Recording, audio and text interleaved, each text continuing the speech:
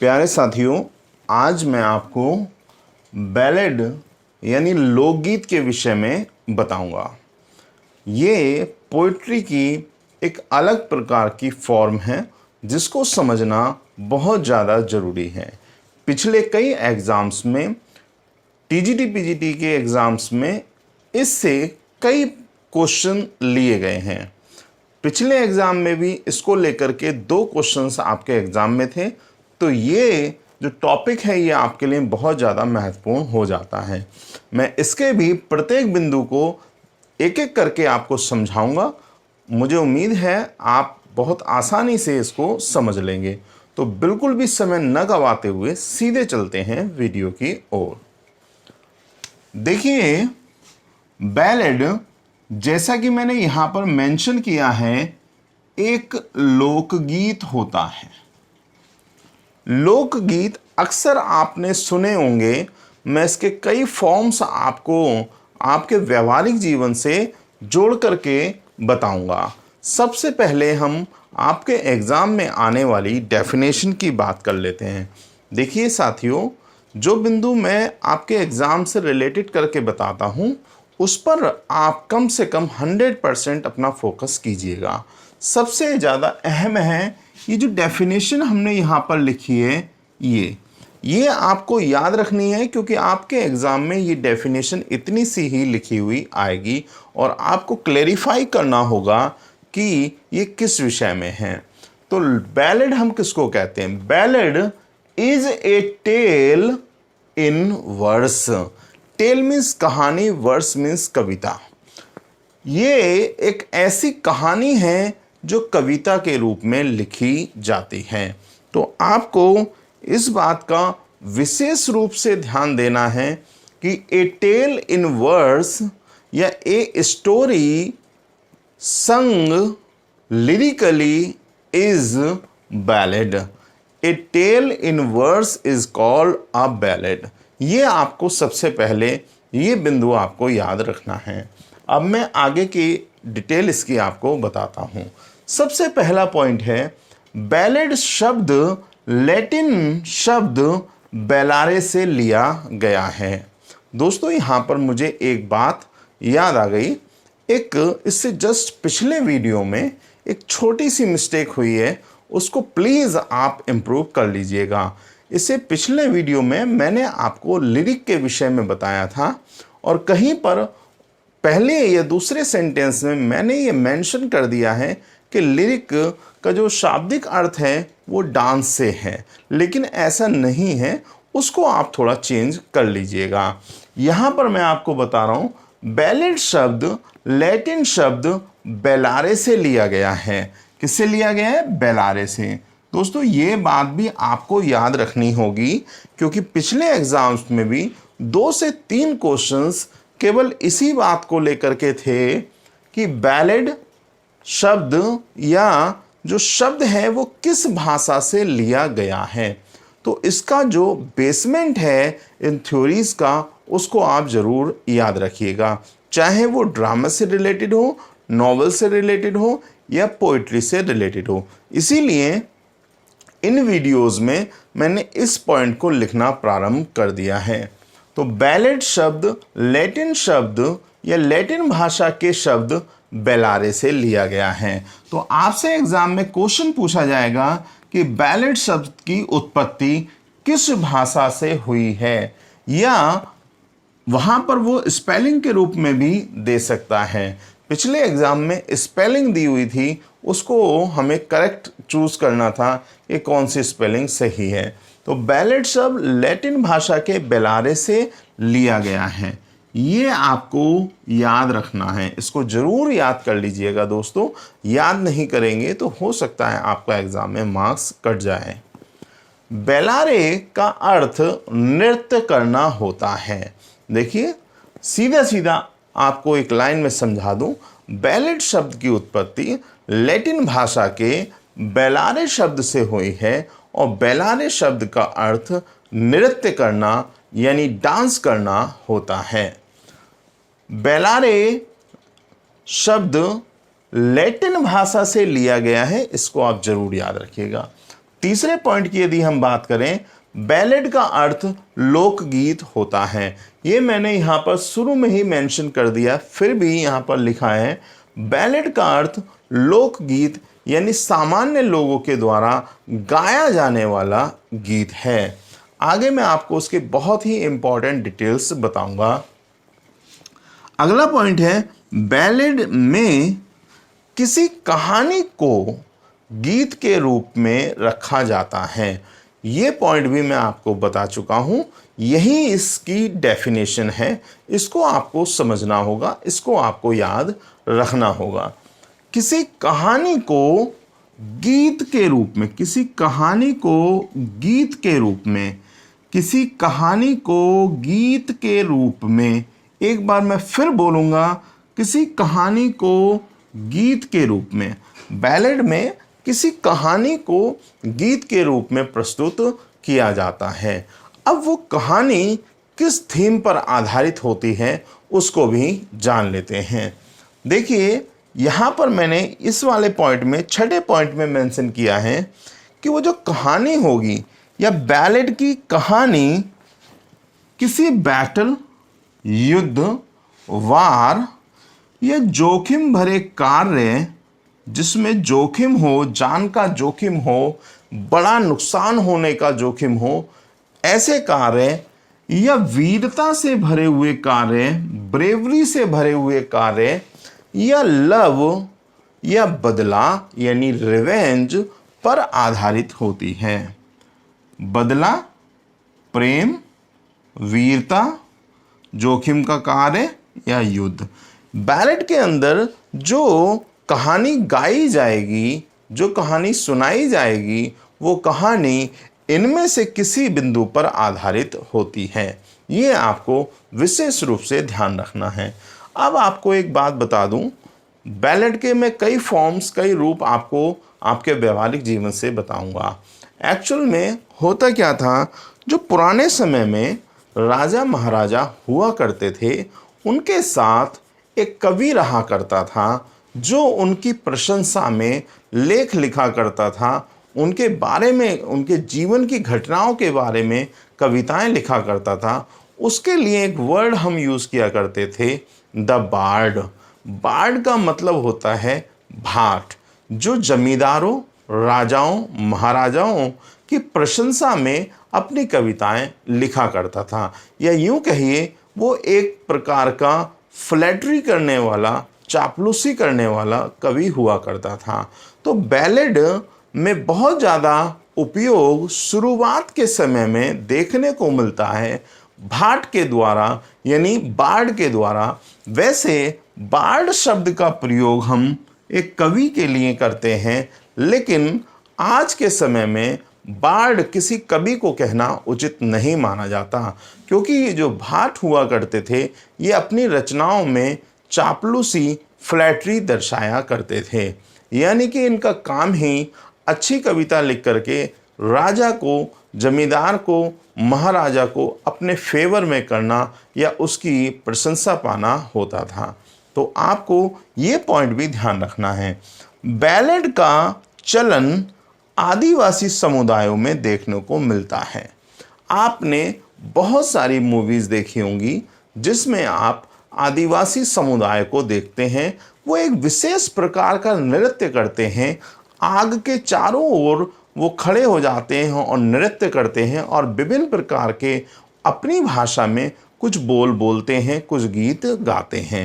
Actual में वही प्रकार है बैलेड का। देखिए, बैलेड एक कहानी होती है जिसको आदिवासी समुदाय अपने माउथ से दूसरे जो पीढ़ी है उसमें ट्रांसफ़र करता है, यानी भेजता है, क्योंकि वो कहानी का लिखित स्वरूप देखने को नहीं मिलता है। इसकी डिटेल मैं आपको आगे बताऊंगा। अभी आपको इस बात को ध्यान रखना है कि बैलेड का प्रयोग सबसे ज़्यादा आदिवासी समुदायों में देखने को मिलता है, और ये चलन अभी भी बहुत ज़्यादा आदिवासी समुदायों में ही मिलता है। हालांकि रिटन होने के कारण बहुत सारे कवि बैलेड रचना करने लगे हैं। आदिवासी समुदाय नृत्य के साथ बैलेड गाते थे। जैसा कि मैंने आपको बताया कि आदिवासी समुदाय, आग बीच में उन्होंने लगा दी और चारों ओर वो खड़े हो गए महिला पुरुष वर्ग में, और आपस में जुड़ करके वो विभिन्न प्रकार के साउंड निकालते हुए, नृत्य करते हुए बैलेट को गाते हैं, यानी उस कहानी का वर्णन करते हैं जो कविता के रूप में वो दर्शा रहे हैं। तो आगे के पॉइंट्स अब मैं आपको समझाता हूं।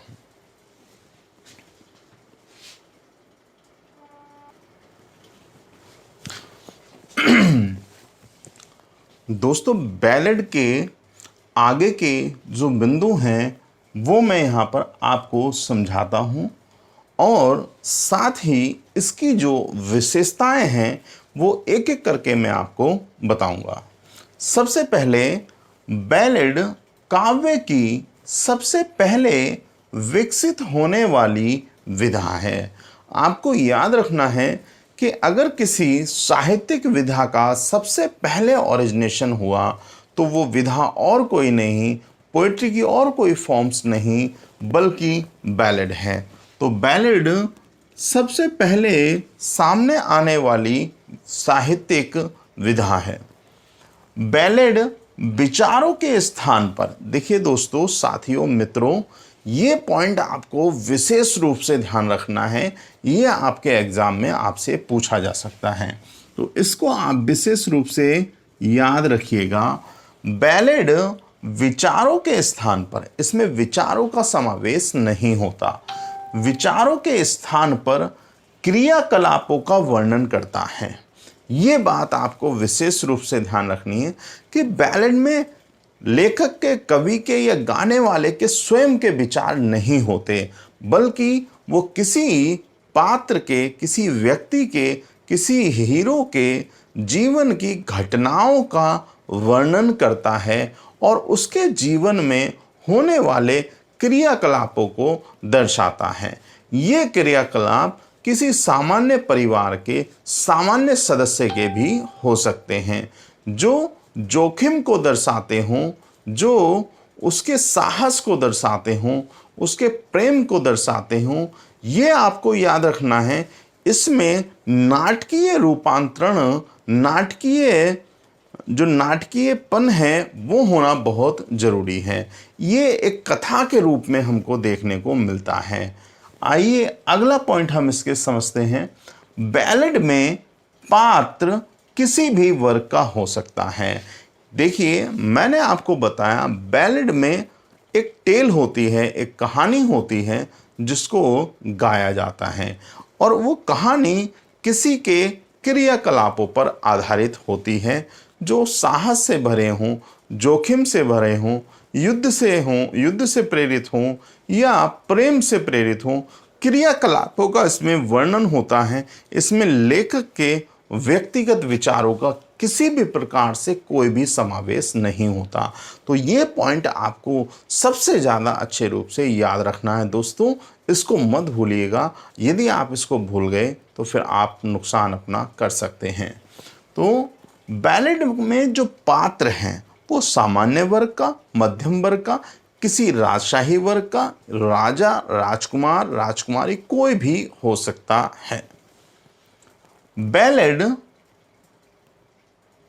कथा का वर्णन करने वाली कविता है। ये पॉइंट मैंने आपको पहले भी बता दिया है, फिर भी मैं इसको दोबारा इसलिए लिखा है कि आपको ये बात अच्छे से समझ में आ जाए, और ये एक इसकी प्रमुख विशेषता है।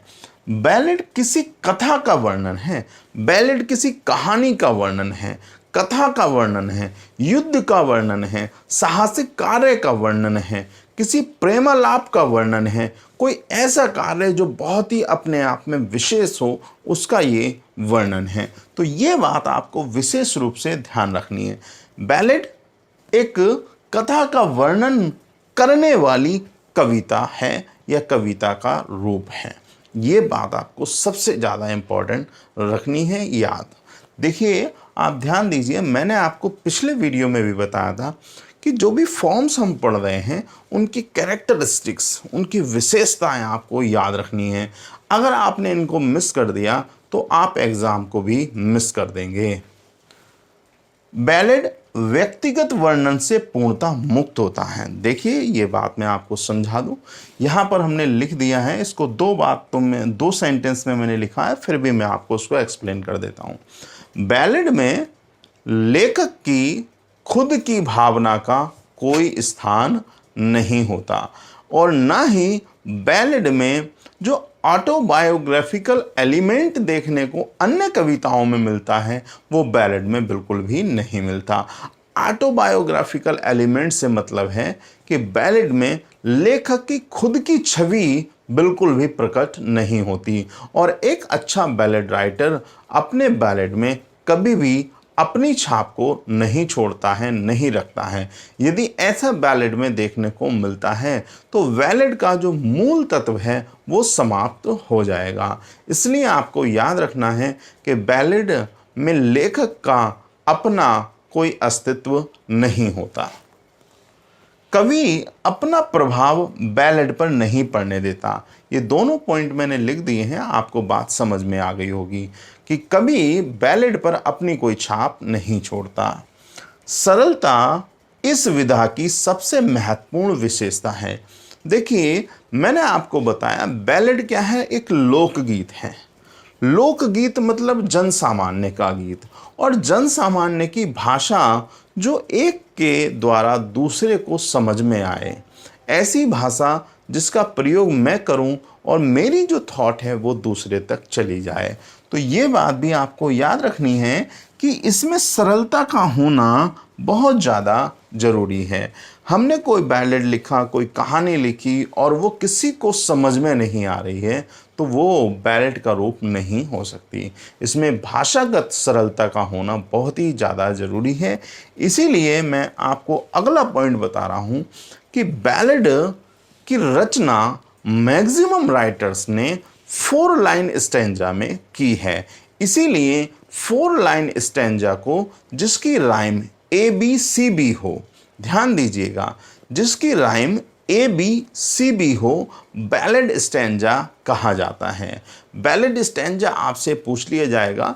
इसकी डिटेल दोस्तों जब मैं आपको स्टैंजास के प्रकार, सिलेबल के प्रकार, फुट के प्रकार, मीटर के प्रकार कराऊंगा उसमें मैं आपको समझाऊंगा कि बैलेड स्टैंजा क्या होता है। बैलेड स्टैंजा से अभी आप केवल इतना समझिए कि 4 पंक्तियों वाला एक स्टैंजा जिसकी राइम स्कीम ABCB हो वह बैलेड स्टैंजा कहलाता है। तो अगर आपसे पूछा जाए कि बैलेड में कितनी लाइनों वाले स्टैंजा का प्रयोग होता है तो आपको ध्यान रखना है 4 line stanza is used in ballad. दोस्तों अब मैं आपको बैलेड के विशेष प्रकारों के बारे में बताऊंगा और उसके बाद फिर मैं वीडियो को समाप्त करूंगा।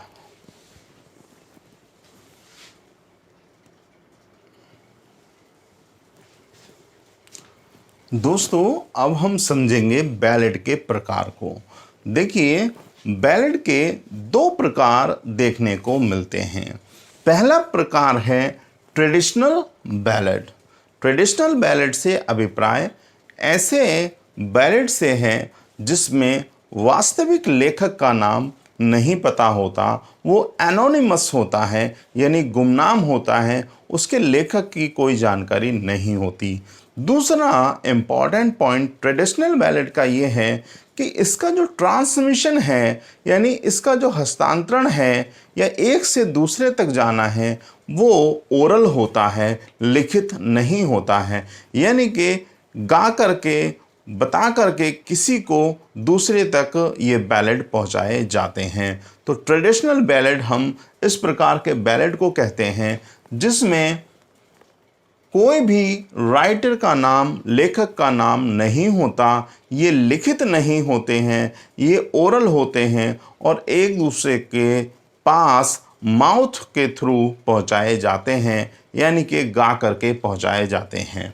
दूसरी बात, ट्रेडिशनल बैलेड का चलन सबसे ज़्यादा 16th सेंचुरी में इंग्लैंड में देखने को मिलता है। 16th सेंचुरी एलिजाबेथन एज 1558 से लेकर के 1603 वह समय था रेनेसा का समय था जिसमें साहित्य का सबसे ज़्यादा डेवलपमेंट हुआ इंग्लैंड के अंदर। उसी एज में बैलेड हमें बहुत ज़्यादा देखने को मिलते हैं। बैलेड के ये कुछ उपनाम मैंने यहाँ पर लिख दिए हैं, आप इनको नोट कर लीजिएगा।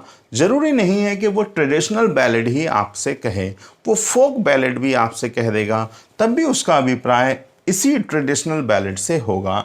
तो ये कुछ उपनाम, बैलेड ऑफ ग्रोथ इसको कहा जाता है, पॉपुलर बैलेड इसको कहा जाता है, फोक बैलेड इसको कहा जाता है, ऑथेंटिक बैलेड इसको कहा जाता है, बैलेड ऑफ ट्रांसमिशन इसको कहा जाता है। अगर इनमें से कोई भी शब्द वो यूज़ करता है तो उसका अभिप्राय ट्रेडिशनल बैलेड से ही होगा। दूसरा जो प्रकार है दोस्तों बैलेड का, वो है लिटरेरी बैलेड यानी साहित्यिक बैलेड, जिसकी रचना करने वाले लेखक का नाम उनके साथ दिया होता है या पता होता है। इसी को हम द बैलेड ऑफ आर्ट भी कहते हैं। आपको याद रखना है, the ballad of art, literary ballad दोनों एक ही हैं, अलग नहीं हैं। ये उपनाम हैं, इसको याद रखना। इसमें राइटर का नाम, लेखक का नाम दिया होता है।